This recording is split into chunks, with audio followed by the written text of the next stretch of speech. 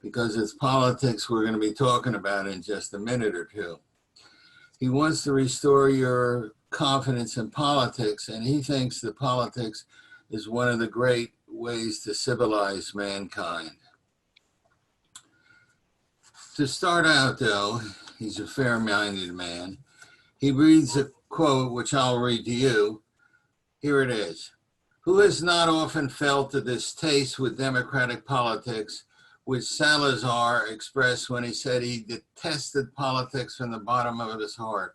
All those noisome and incoherent promises, the impossible demands, the hodgepodge of unfounded ideas and impractical plans, opportunism that cares neither for truth nor justice, the inglorious chase after unmerited fame, the unleashing of uncontrollable passions, the exploitation of the lowest instincts, the distortion of facts, all that feverish and sterile fuss. He's quoting there a man who is the dictator of Portugal in the 40s and 50s. And he is trying to convince you in this book that politics is a good thing, or rather, it's either politics or hit people. What he's arguing is that politics, we don't like politics because basically politics is like looking in a mirror. We see what we are like, not what they are like, but that we are the same as they are. It's not the good people up here in New Jersey and the bad people down in Washington, that the politicians in Washington basically mirror ourselves in our temperament. So he wants to restore the confidence you have. He says, in effect, look, when you look at the things you don't like about them, you're talking about yourself. For example, have any of you ever told a lie? Have you ever shown a lack of courage? Have you been in a meeting where you wanted to say something to protect someone else, but you thought, well, that might reflect badly on me. I might be the one in trouble or get fired. And you kept your mouth shut? I've done that. Have you? Have you ever lied to gain some advantage with a woman or with a man? Have you ever been hypocritical, said one thing and done another, like shouted at your children? Jimmy, don't yell at your sister. Now, what do you think she learns when you do that? Don't yell at your sister. She learns if you really want to get something done, to yell. And he goes through this entire book pointing out that basically when we look at politics, we look at ourselves. We look at human nature. And we fail to realize there are only two ways to do things: to organize society, decide on goals for society. You can hit people in the mouth, or you can talk. And if you talk, there will be lying, won't there? There will be hypocrisy. There will be shading of the truth. And so he says, in effect, as we practice politics, we practice the best that human beings can come up with in deciding group issues. I don't know if I've convinced you by now. Most people resisted mightily, but this is his point, that politics is the way free people decide issues. Now, we'll see how that works when I get started talking with my friend Ed. Ed, are you there? I want to talk to my friend Ed and about politics, and we'll see if we can stay steady in the water as we do this. I want to end up by asking who will win in the election in November. But I want to talk about some other things just before that. The polls at this point show that Biden is ahead. And in fact, as soon as Biden entered the race, he was ahead. The race seems to have tightened to somewhere between 5 and 7 points. That's the overall national average. We all know that the election is decided state by state, but still the national average is an important way to look at this. First of all, I want to know if you think that Trump has any accomplishments that should lead a person to vote for him? Initially, my initial inclination is to say no. Okay. However, he probably did accomplish some changes in our tariff systems and trade wars that needed to be done. I don't necessarily think they need to be carried to an extreme, but we needed to clean up the way we do trade with a lot of other countries where they're dictating the rules and we're just playing along with it. He's done that. Okay. Unfortunately, the cost has been a little bit higher than he anticipated. Okay, let me stop you for a second so I can repeat that. He's accomplished a good deal regarding getting fair trading with China. Not as much as he promised, but still, it's fairer than it used to be. He also, would you say China was robbing us blind in terms of our industrial secret, and he's had an effect there? Yes, they were. I'm not sure that he's had an effect there because, after all, think about it. Essentially, a successful industrial espionage would not be discovered. That's the whole point, is you don't want to be found out. And that's what we don't know, is what we haven't found out. No, but they were stealing from us, is my impression. Yeah, and they still are. Okay, all right. And that's what I'm saying. You know, you can pass some rules and regulations to try and curtail that, but essentially, if they're really good at it, you're not going to know it. All right. What about he built up the military so that China, it's my impression, is trying to take over the South China Sea and prevent anyone else from doing things like drilling for oil, which Vietnam is trying to do, but has been chased away by Chinese military ships. Do you think he's done anything by building up the military? Would you give him credit for that as a way of stopping, telling China we're serious?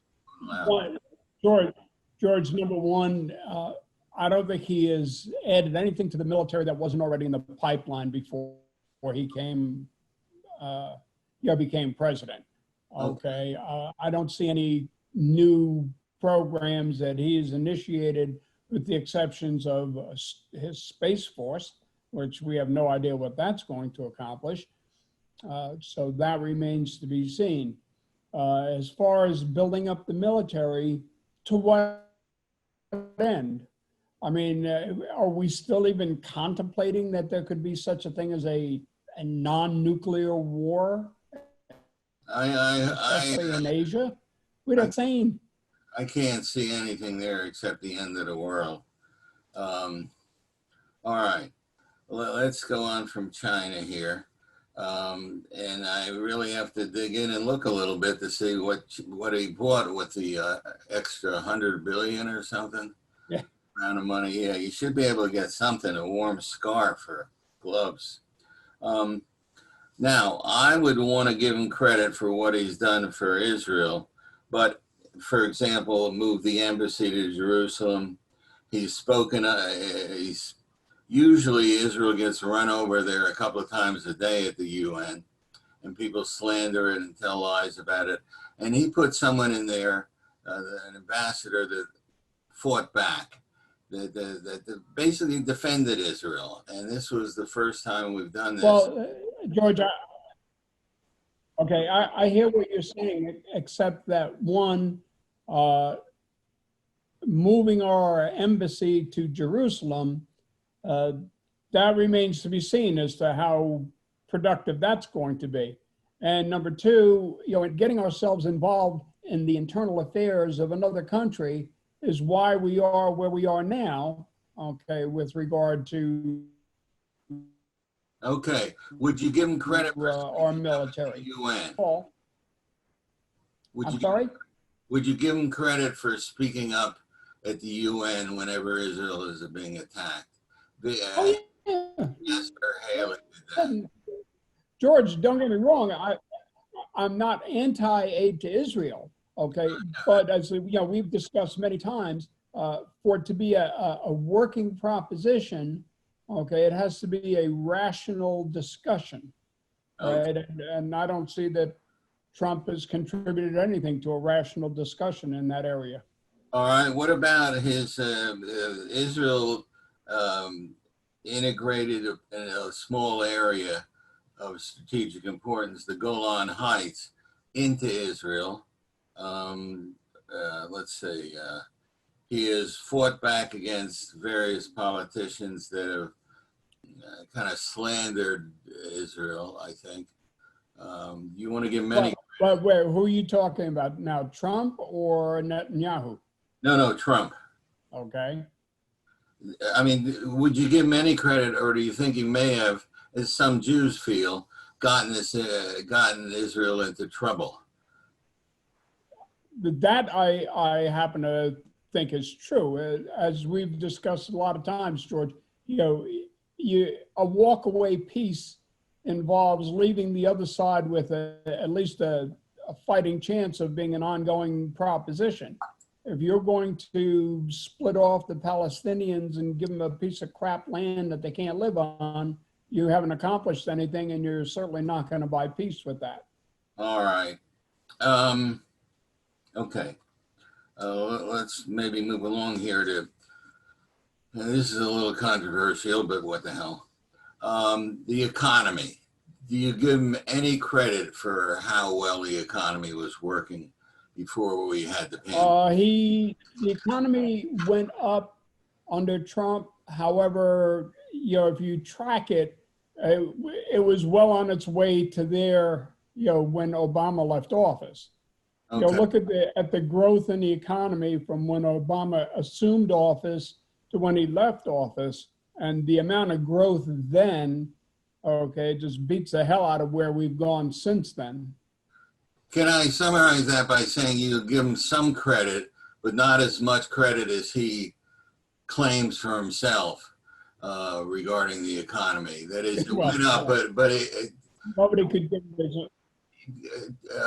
give as much credit as he claims for himself. Yeah. Okay, Obama gave him a good hand, and he played that. Okay, all right. Let's see. Would you give him any credit or discredit regarding immigration? No credit at all. No credit at all. Look, how many parts of this country that depend on immigrant labor? Look at the farming in the Southeast, okay? Without immigrant labor, who's going to pay the people who are needed to harvest these crops? Okay, so you would say that there he didn't accomplish anything good, and he may have even hurt the. He's hurt a certain portion of the economy, and that's just strictly going by its impact on business. If we want to take a look at its impact on our society, he has just created, in my mind, another abortion type issue that's going to be a dividing line between a lot segments of the population for years. All right. That's we didn't praise him a lot, but let's move on. Would you say that what would you say is his greatest failure?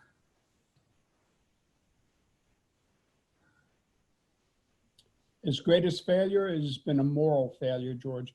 Look, being ignorant, okay, is not a terminal offense.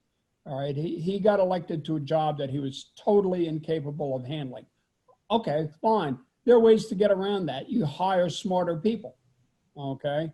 His thing is, I'm totally incapable of doing this, so let me hire a bunch of crooks. I think he's got to set a record for the number of his appointed officials that are been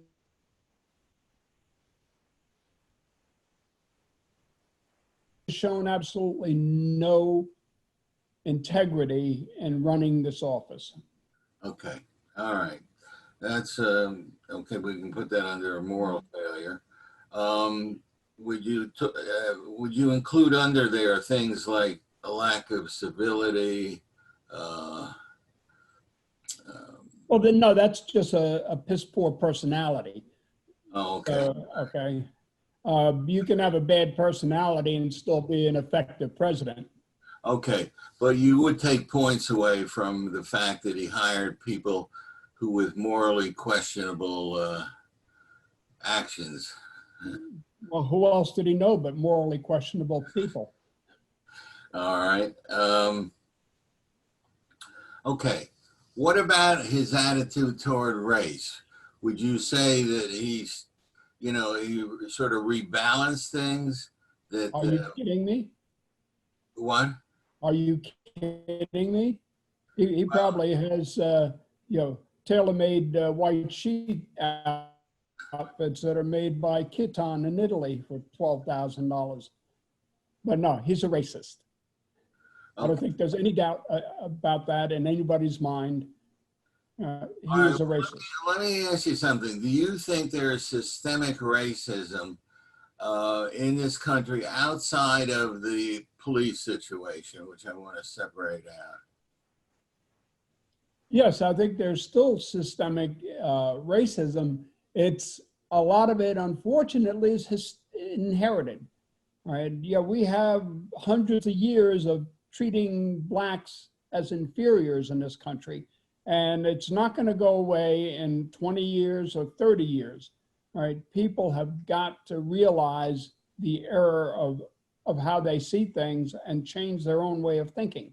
That's the tough part, because a lot of people who stand there and say, I'm not a racist, I'm not a bigot, and would never say anything out loud, but in their minds, they are bigots. But can politics do that? Can politics change hearts? Or is that when you're driving and too far? let's say, I'm sorry?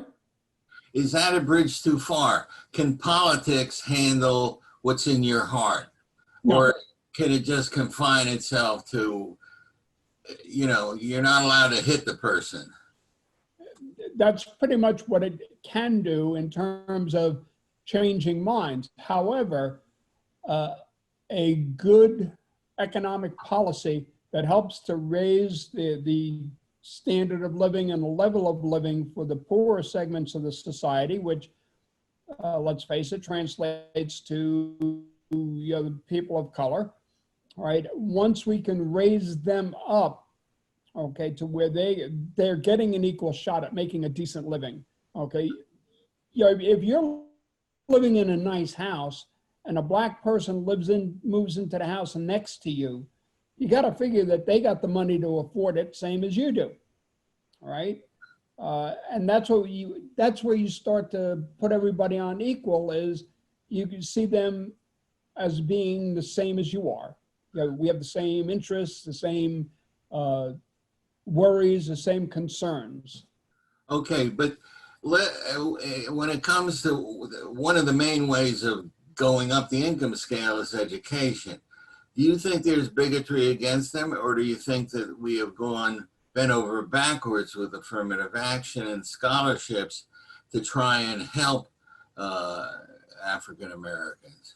Well, the problem with equal opportunity as it's being employed is a college is setting aside X number of open slots that they're going to assign to minorities, all right? And the thought that now that'll show us better numbers, there's a higher percentage of minority students, yada, yada, yada. But if you are not preparing these students to succeed in the college environment, you're not accomplishing anything. You take somebody who's coming out of an inner city school that is somewhat below average in terms of its accomplishments and teaching, and you throw them in the college environment unprepared, they're doomed to not succeed. All right? But what can we do? In New Jersey, we spend about $18,000 on the average. Well, let me tell you, But here's an example, though, George, as what you can do. In the Air Force, going back to when I was in the 60s, if you wanted to go to the Air Force Academy, all right, and you applied and you were accepted, but let's say you had no college training, all right, the Air Force had a year of prep school before you started the academy. Okay. So they would take you, make you qualified, right? Give you the basic skill level and skill set that you needed to succeed in the academy. Okay. That I'm going to bring something up here. We do, at least in New Jersey, spend about $10,000 more on people who are kind of poor and live in the inner city, like at Asbury Park. That has not proven to be enough. Let me try something here. I suspect that what we really did wrong with African Americans in this country, along with the physical acts and all of that, and slavery, is that we robbed them of confidence. And you know, once you've been enslaved one way or another, whether it's in the United States and Georgia or in the Holy Land, you lose your confidence. And like the Jews coming out of Egypt, you know, anything happens, they want to go back. They want to go back. And so to get them to move forward, God has to have a pillar of fire at night and a swirling smoke during the day. Because as one of my students, black students, said, they were weak in their minds. They didn't have confidence in their head. And so when they went to look at Israel, they said, there's a land of giants. There's a land of giants. We can't possibly go there. And then God decides, well, people like this can't start a good nation. Do you think that confidence thing plays a role, or that we say you're inferior, you're inferior, you're inferior? Well, if you keep telling people that long enough, you can certainly give them a complex. All right. I mean, I could certainly see that happening. And yeah, I mean, unless you actually take a vested interest, okay, in seeing that the kids succeed, right, you could throw all the money at it you want, George. When you say that we spend an average of $10,000 more on, let's say, an inner city child in school than we do in the suburbs, I want to know, where's that $10,000 going? Is it going to pay higher salaries for the teachers because they have to teach in the inner city? Higher salary for the principal because he's in an inner city school? Or is it actually going to, let's buy them better textbooks, let's buy them more support equipment, you know, laptops, notebooks, whatever, all right? Well, okay, all right. I mean, there are a lot of ways to spend that $10,000, George, and they're not all productive. Okay. Well, let's go to a really tough one here, and that the police. Do you think at this point in time, the police are systematically racist toward blacks?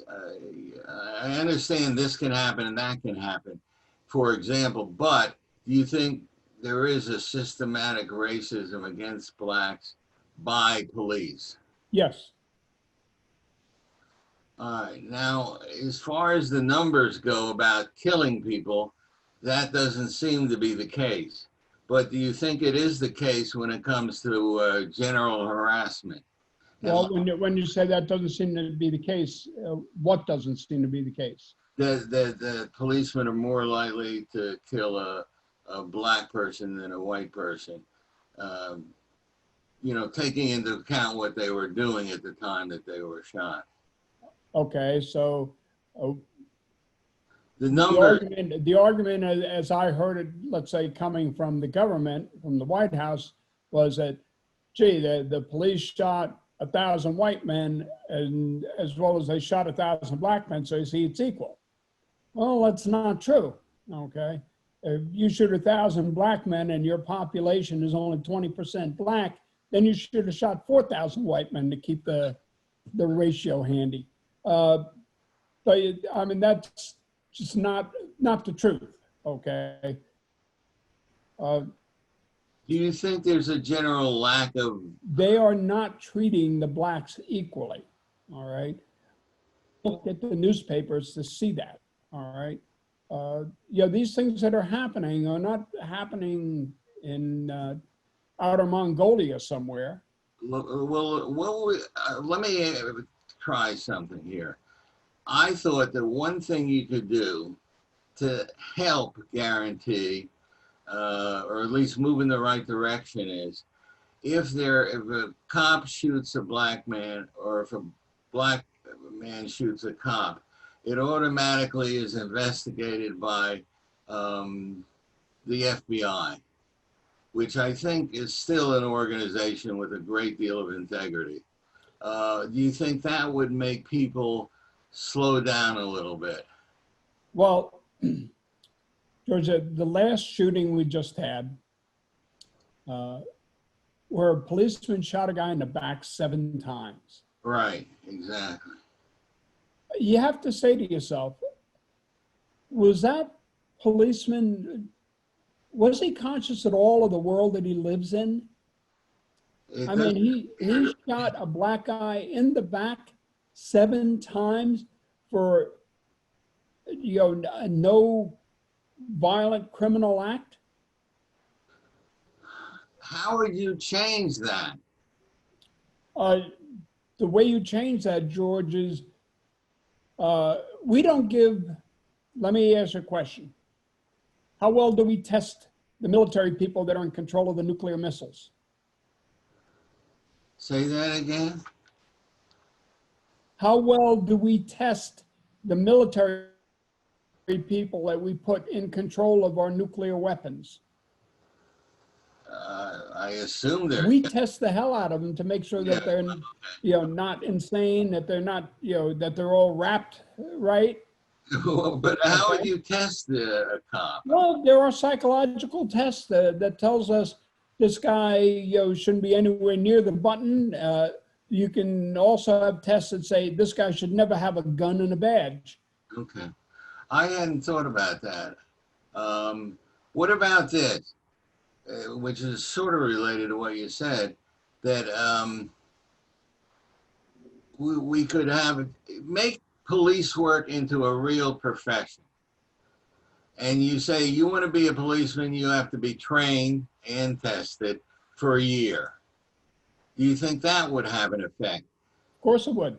If it's applied honestly, if the ones who have questionable activities or questionable results during that year of testing are treated like, gee, I don't know if we really want this guy, representing. All right. Let me ask you something. When I watch TV, which I'm watching all the time now, like most of us, I see people saying, black people saying, we want to be treated fairly, equally, but I don't see many concrete ideas out there. Why not? In other words, I don't hear any of these ideas, yours, mine, or anyone. All I hear is, we want to be treated correctly, equally. But where are the ideas? Where are concrete suggestions? I think a large part of this country, I don't think we have systemic racism. Maybe with the police, I don't know. But other than that, I think most people in this country are ready to do the right thing. But someone has got to say something concrete. Otherwise, this will go on for another 200 years. Well, George, I have to disagree on the systemic racism. As you know, I've traveled more than most people. And as I traveled around the United States, there are a bunch of racist people out there. Let me tell you, they certainly are. The severity with the racist tendencies varies from place to place. Okay, but they're everywhere. They're everywhere. Yeah, I mean, people think that we're the capital of racism. They haven't been to Asia, man. There's a lot of places. I agree with you that racism is all over the darn place. But I think we could do better if if we would engage in a concrete program. Otherwise, we'll be going on and on like this forever and a day. All right, I'll let you have the last word. On this question, who do you think is going to win? Okay. You want me to go first? All right, I think Biden will win because it's a race between two things. Is COVID the most important thing on your mind, or are the riots the most important thing on your mind? And I think they both bother most people, but the COVID is life and death for you and your family. And I think that'll overcome anything else. I think you're absolutely right. I mean, you can say how bad things are in Kenosha, you can say how bad things are in Portland, but if you're living in Freehold, New Jersey, that's all it is. It's an abstract thought about how bad things are out there. Yeah. COVID-19 is in Freehold, New Jersey. So yes, I'm going to worry about that a lot more. All right. All right. Well, I'm going to worry about the riots. We went through the riots back when Rodney King got it. Say that again. Oh no, I was saying we went through riots before